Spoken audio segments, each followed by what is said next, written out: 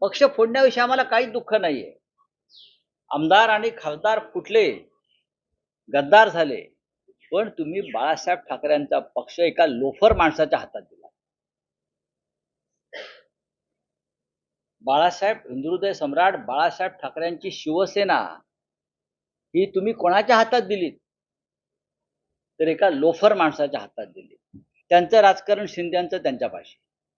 पण ते शिवसेनेचे मालक तुम्ही कसे बनवू शकता? तुम्ही कोण आहात?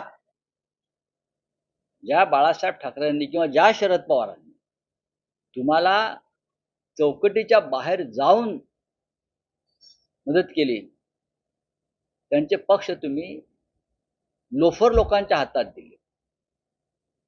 हे त्यांना शोभलं नाही. म्हणून चिडून मी एक लहानसा संदर्भ दिला. आतापर्यंत मी कधीही या विषयावर आम्ही बोललो नाही, लिहिलं नाही. माननीय उद्धव ठाकरेही बोलले नाहीत, मीही बोललो नाही. कारण काही गोष्टी ज्या गोपनीय असतात